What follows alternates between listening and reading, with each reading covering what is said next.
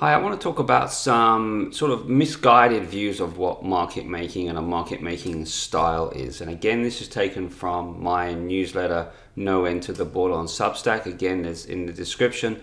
There's a link to the wider or the longer version of this. So if this interests you, click on the link and go into the newsletter and you can read a bit more fully this topic that I'm going to sort of briefly overview in this video.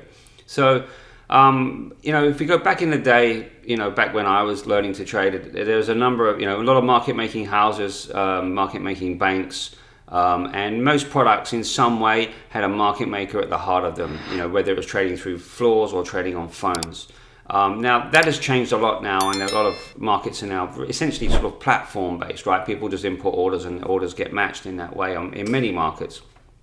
The skills of market makers have been lost over the years. I've mentioned this a number of times, and those skills are still very valuable. But I want to talk about some misinformation about why there aren't as many market makers anymore, because at various times people have said, oh, it's an unprofitable business, and that's not exactly what's happened.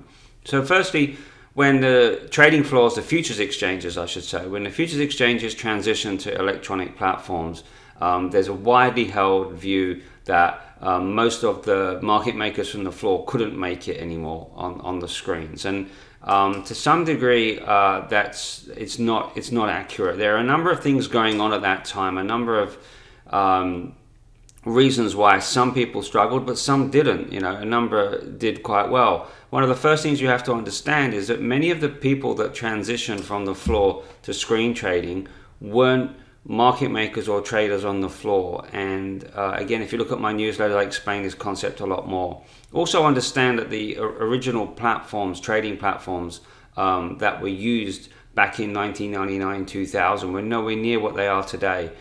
So actually it was a lot harder in those early days for people to see the information that a market maker would need. That's not their fault. It doesn't mean their skill set is wrong. It just means the products weren't good enough. And it took, some time for those products, those platforms to be developed to a point where, we could see. In the meantime, of course, there was a transition process. You had to learn new skills. Not everyone was going to do that. But there were a number of market makers in certain areas that actually did very well in the transition. Also, the fact that a number of investment bank market making desks were closed down, particularly into the 2000s or the late 2000s into 2010s, some people suggest means, they're unprofitable. Again, that's not what happened. There were a number of regulation reforms that came in, which essentially meant that banks, investment banks, or banks in general, had to set aside actually very large capital if they were in the business of market making. And a number of banks just decided that relative to the amount of capital they had to set aside for this business, they would go into other businesses.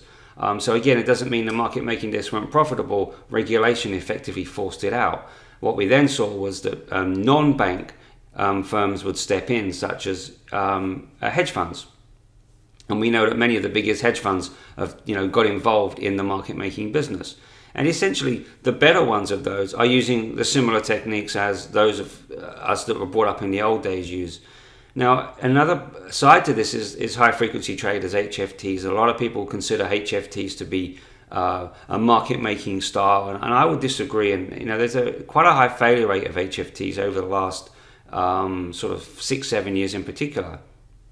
One reason is that many HFTs are built on one of the biggest misconceptions about market making, and that is that market makers essentially front run orders, that they look for big volume and they just jump in front.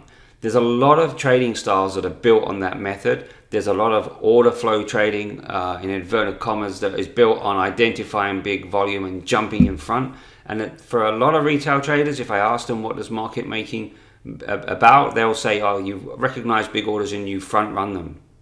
That is not what a skilled market maker can do.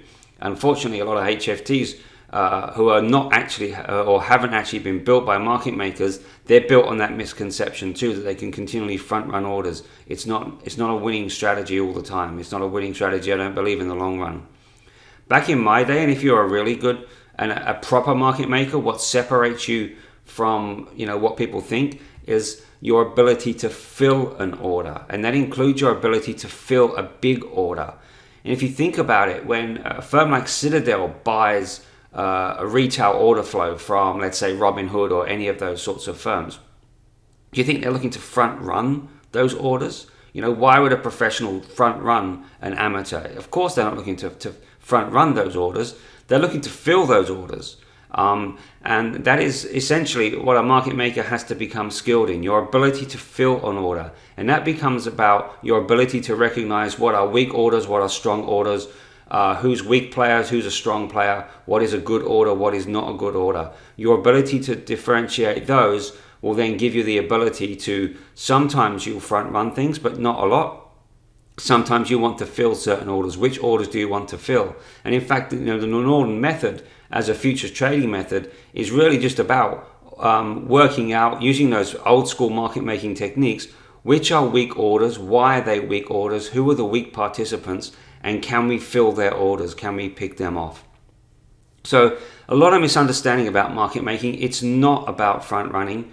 And those people that suggest that, are really missing a key aspect.